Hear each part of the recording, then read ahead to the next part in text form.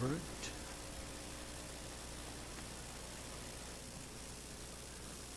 Hello. How are you doing? Excellent. We're going to continue in Jonah. And it's a fish story. And the fish story is what we've turned it into as a kid's story, which kind of misses the whole point.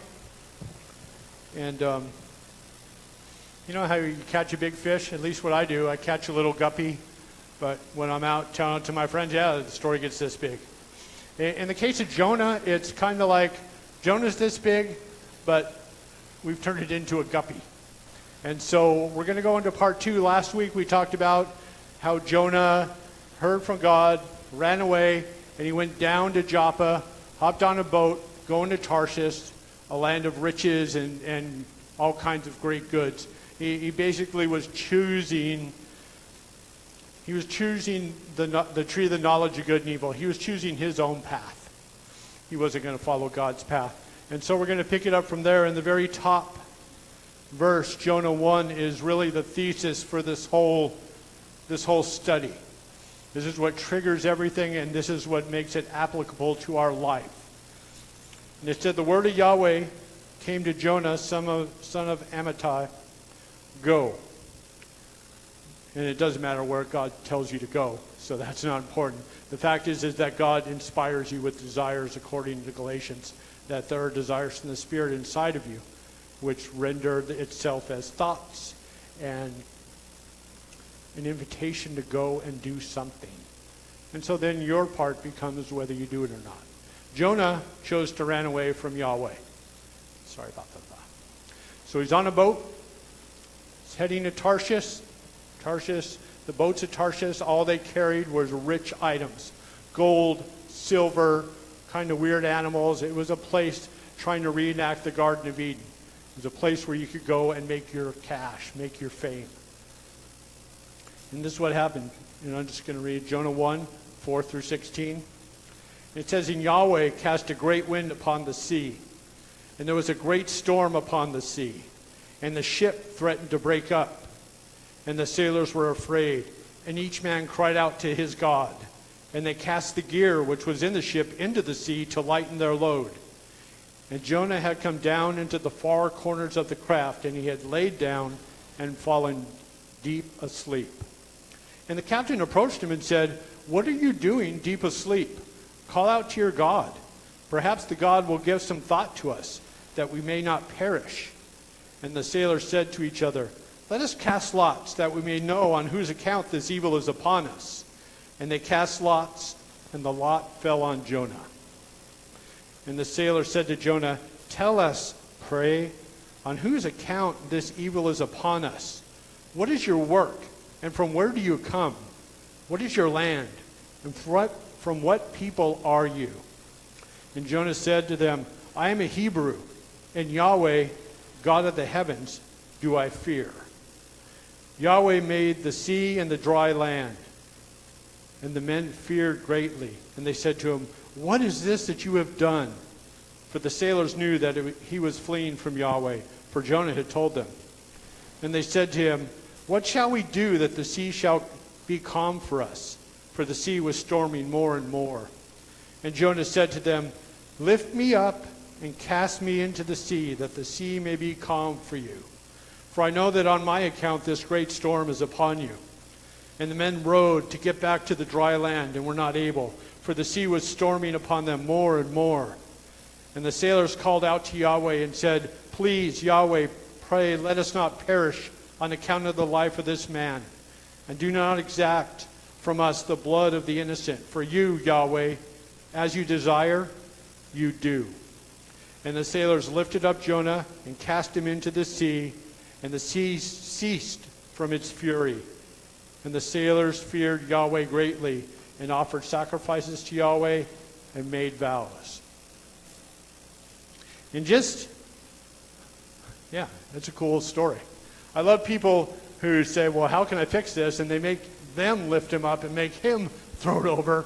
If you're so righteous and you know what's going on, why don't you just take a run and leap? Go do it yourself.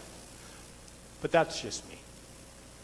The things to notice right away are that Jonah keeps going down. Jonah keeps going down. In the first part that we read last week, he went down to Joppa. Then he went down into the boat. And then he went down into the place where he was sleeping. It's a constant pattern of, since Jonah made his decision not to follow God, that his life just started going down. And I think we'll find next week, I haven't looked ahead, but I think we're going to find out that he goes even farther. He got cast over the ship down into the sea, and I'm guessing that something's going to happen to him that is going to continue this pattern of going down, which is the natural out of not following God in your life. And for Jonah, I think it's going to be extreme. But for us, sometimes when we're really successful, we're going down and we think we're going up because we're not following God. And so you can see Jonah going down and down. And one of my favorite quotes is when they ask him, "Who are you, Jonah?" And he says, "I'm a Hebrew, and Yahweh, God of the heavens, do I fear." You have to put what you, and I'm not going to cast anything stones at Jonah, but he doesn't fear Yahweh. There's something greater than his fear, because in fact when he says this, he is in the act of running away from God. So we have to question what he truly fears. It says when God told him to go, Jonah ran away. So whatever it is that's driving him, it's not what he claims is the fear of God. Fear of the Lord, of course, would drive him to do what to do what God asked him to do. And what's funny also in this story, in this part, is the sailors. The sailors, first thing they do is say they want to look for God. The second thing they do is try to save the crew in the ship. They lighten the load, which means they threw over very valuable objects in order to bring peace and safety to their lives. They started getting rid of very expensive items to try to save themselves. They asked for guidance by casting lots. What's going on here? And they hear about Yahweh from Jonah. All he says is, "I fear Yahweh," which he didn't. But you know what? They heard the words. Then they sought wisdom. They wrestled with it. When Jonah said, "Throw me over the board," their first instinct was like, "No, we're not killing you." Was to struggle to row back to the dry land. That was their first instinct. Then they prayed to Yahweh. They asked, they said, "Don't hold this man's blood against us. We don't want to be guilty because of what this man has done. We feel like this is the only way that we can save this boat and us." And they obeyed it. They obeyed. He threw him over the boat, and then they made sacrifices and vows and promised to follow Yahweh. The same things that Jonah had done. And what's funny in this story, as we go along, you'll see that everybody obeys Yahweh except his prophet. Everybody obeys Yahweh except the chosen man of God. And it's similar, I think, to our culture in a way, that we all say we fear God, we fear the Holy Spirit, and sometimes we're the ones who are the most grievously judgmental. We're the ones that are, and I'm just speaking about myself. If you've ever driven with me on a school bus, you know what I mean. That we're the angriest ones, the most frustrated ones. When we have the peace, we claim to have the peace that's beyond all understanding. We claim to be new creations in God. And yet this frustration, this voice of anger, and I think we all know, do you hear the thoughts in your head that set you up before you have relationships, like in the world, with a store, with a road, with other people? Like there's a frustration with how other people act. It's a temptation, right? It's not your voice, it's a temptation. Well, they should do that. It should be like this. This would, if they would only fix this road, I wouldn't be so stressed out. Why is that idiot driving so fast? Just on and on and on. Like, it's just a temptation for you to engage in a Jonah-like conversation where you say you fear the Lord, but really what you fear is the fact that everyone else is doing wrong and you're the only one doing right, which is the temptation of a prophet and what this story is about. This is a mirror, remember? This is a meditation on exile. Why were the Jewish people exiled when they worshiped the one true God? Went to Assyria. Assyria conquered Israel. Babylonians conquered Assyria. They went off into exile. They wrote Jonah after they came back from the exile. And they tried to figure out what went wrong. And they came up with Jonah. A person who says he fears Yahweh but will not listen to him. That prefers to have his own way. And that's what this story is all about. And don't be afraid by all the paper I gave you. There's something you have to understand about God. And so this is the second page. The page behind this page is a song that comes at the end. This page that starts in Genesis 32. That's the page I'm reading from. Something about God. Okay, this is something important to know. And it's not, it's important. It says Genesis 32, and Jacob, if we don't know him, he stole his birthright from his brother Esau. And Esau was not happy, and that's a whole other story.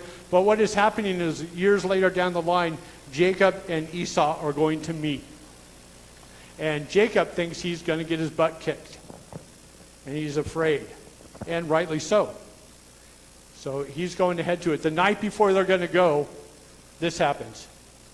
It says, and this left Jacob all alone in the camp. And a man came and wrestled with him until dawn began to break. That's a long wrestling match. When the man saw that he would not win the match, he touched Jacob's hip and wrenched it out of its socket. Then the man said, "Let me go, for dawn is breaking." But Jacob said, "I will not let you go unless you bless me." "What is your name?" the man asked. He replied, "Jacob." And Jacob means deceiver, or the one who grabs the heel, because he came out of the womb with his hand clutched onto the heel of his brother. And it's interesting if you think about Genesis being wounded in the heel, but that's just a whole other story. It says, the man said, "Your name will no longer be Jacob." The man told him, "From now on you will be called Israel," which I found like 5 versions of what it means. Something about God fights. God is a fighter. "Because you have fought with God and with men and have won." And you may be asking yourself, what does this have to do with Jacob? Bear with me. In Galatians 1, this is what Paul says about himself. Paul wrote most of the New Testament. It says, he says, "You know what I was like when I followed the Jewish religion?" This was Paul. "How I violently persecuted God's church. I did my best to destroy it. I was far ahead of my fellow Jews in my zeal for the traditions of my ancestors." That's Paul. That's Jacob, who is Israel, who fought with God, won.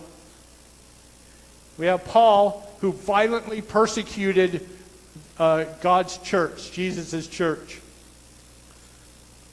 But you see a trend here, just after 2 verses, about what a relationship with God is like, and what a relationship with truth is like, and what a relationship with the world is like, and what a relationship inside your brain and your heart is like, and how you make decisions on your life, what you're looking for, what you think God might be or might not be. This is Luke 24. Remember the road to Emmaus? Jesus was crucified, raised from the dead. 2 dudes were walking back to their hometown. They were all bummed. Jesus shows up with them, starts going through the scriptures, telling them about why Jesus had to rise from the dead. And it said, in the Bible, it says, by the time they were nearing Emmaus and the end of their journey, Jesus acted as if he were going on. You see how God acts? Jesus had no intention of going on, but he acted as if he were going on, and they begged him to stay because that's what he wanted them to say. He wasn't going on, but he played it off like, hey, what's up? I'm out of here. Do you start to see what's going on? How Jesus acts? How God acts? Mark 6, about Jesus walking on the water. It says, late that night, the disciples were in their boat in the middle of the lake, and Jesus was alone on land. He saw that they were in serious trouble, rowing hard and struggling against the wind and the waves. About 3 o'clock in the morning, Jesus came toward them, walking on the water. He intended to go past them. His intentions, according to Mark, was that he was going to walk right by them. Was he? Or was he playing them? Is his goal, what is his goal? How does he act with us? How does he act with Jonah? He could have just calmed the storm, because I read that story earlier. You know, where he was sleeping in the boat, and they woke him up.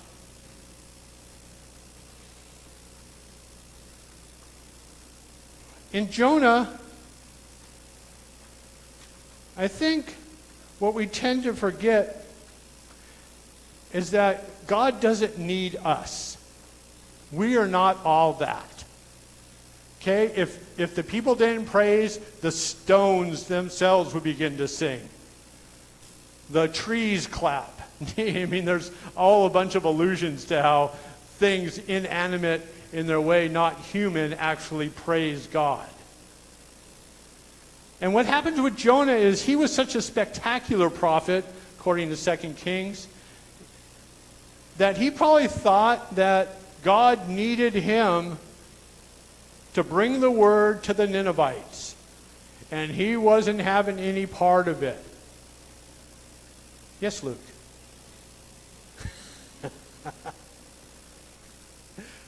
Do you know what I mean? We get to the point where we think we deserve things, or we have certain special knowledge, or we're somehow escalated above everybody else, even God. God doesn't need, God could have snapped his fingers and the Ninevites are saved. God chooses to work through humans. Because what he's doing is trying to bring you up, to trying to renew your mind, to trying to get you to fight. To fight for what's for God in your mind, not against other people. In your mind. The thoughts that tempt you to not believe what Jesus said when he said, deny yourselves. If you want to follow me, deny yourself. There's an opponent that goes against our culture 100%. I was brought up in a culture where you don't deny yourself. You bring everything into the fold that you can get your hands on. You raise yourself up. It doesn't matter about other people. You will step on next to get yourself up higher. That's how I was brought up. And this is not a critique of work. This is a critique of identity. Remember, this is a meditation on exile, when God seems to be gone. And we'll read next week, I'm guessing, about being swallowed up. We'll see. I'm guessing that's the next step for Jonah. But I don't want to ruin next week by talking about that right now, because I haven't read ahead yet. The goal is to fight. The goal is to fight in your mind for all the thoughts that are angry, for all the thoughts that judge others, for all the thoughts that are impatient, for all the thoughts that somehow you think you have the right to engage in some kind of angry confrontation with someone who doesn't think exactly like you. And I believe in passionate discussion, but Jonah ran away. Jonah ran away. That's the sin. That's the disobedience. It doesn't matter if he went to the Ninevites or it doesn't matter. God's working on a much deeper level than just trying to get him to go to the... He doesn't need him to go to the Ninevites. He's working on Jonah. He's confronting Jonah with something about himself that needs to be fixed so that he can truly fear God, so that he can truly have a relationship with God, so that he can have a clear conscience. So there is no temptation to run away from God because you know that God has your best interest at heart. That's what God's working on in you. That's what the Holy Spirit is working on with you, in you. It's not trying to lift you up like I'm the prophet, I'm the pastor, I'm the whatever. He's trying to, you actually, he said, crucify yourself. Carry your cross. That's what he says. And it means something different to each of us because we all have different battles. Not expecting a call from God in prayer, say, Ed, hop over to Nineveh and go preach to them. Their violence has come up before me. And I say that because Nineveh doesn't exist. Notice that I don't use any modern references because God just might do that if I make fun of it. What do you fear? What are you holding on to? Where in your life do you run away from God? Where do I run away from God? Is really the question I ask all week long. What parts of me am I unwilling to give up to make myself better? It said, humble yourself before the Lord and he will lift you up. He will, you know. Lifting up is peace. It's not any kind of possessions. Lifting up is understanding how much God values you. Identity. And the frustration and the anger and I want to kick stuff. Kind of, man, life is hard. That guy's lame, you know. That's just all temptation. It's not your voice. It's not your voice. It's not your voice. Your voice is peace. That's what it says. It's no longer I live, but God who lives in me. So we can infer from that everything that doesn't conform to what Jesus taught is some other kind of thought that's trying to tempt me not to follow Jesus, not to trust in Jesus. Not to trust in Jesus. It's just a simple inference. No one does it perfectly. No one can do it perfectly. That's why Jesus died. He died to save us. He died to bring us peace. Jonah got the mistaken thing that he had to go to Nineveh. When God was confronting, Yahweh was confronting in him was either some kind of hatred, some kind of fear, some kind of whatever, you know. And rightfully so, the Assyrians were the most violent people at the time. They did things, unspeakable things that they've recorded. So I get that. But that's not our job to judge them. And that's all. I get being human. Someone messes with your kid, you go Assyrian on them. I'm not talking about perfection. I'm talking about a willingness to fight the thoughts inside of you to follow God. To understand that your greatest desire, your greatest identity is to, like the sailors did, throw anything overboard that is causing you to stay away from God. It's Hebrews. As we keep our eyes on the originator and perfecter of our faith, our sins will slip off our back. Just happens. Just happens. But there has to be a willingness to fight. There has to be a willingness to engage. It's in there. It's in your heart. As a follower of Jesus, it comes like with the package, you know. I bought the deluxe package. Well, that includes fighting for what Jesus taught you. It's in there. He has to be your king. In Hebrews 3:10 God's talking about the people crossing the wilderness, which is what we're doing in the metaphoric sense, going to the promised land. And God's saying, you know, I was angry with the people of that day. And I said to them, they always think wrong thoughts. They just want what they want. They don't care what I want. And when it made them, this is the sad part, they never understood what I had tried to do for them. Jonah didn't understand what he was trying to do. He was working on Jonah. He was working on Jonah. Your hatred, their violence has come up before me, so I'm sending you there. His hatred had already come up before God. That's why he sent him there. Could have sent anybody there. Could have done anything. The stones could have done it. And we'll see his half-hearted speech later on in the show.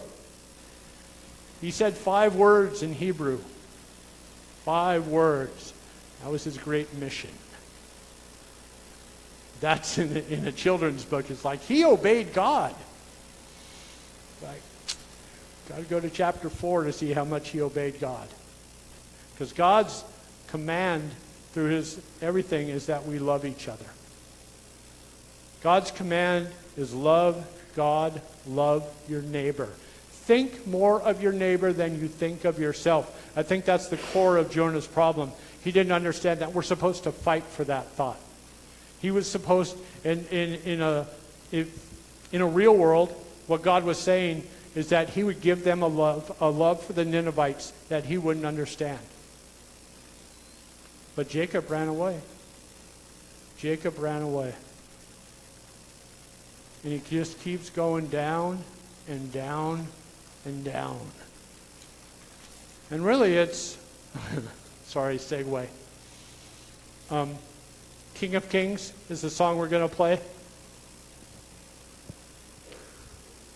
And if you know the song, feel free to sing along with it.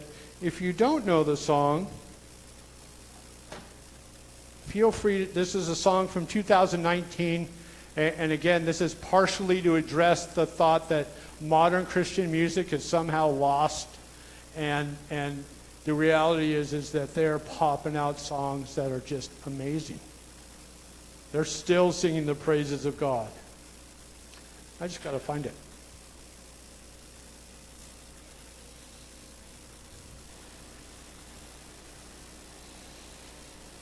I'll get there.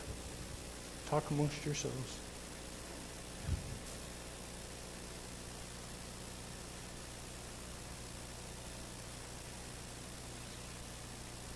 You ready?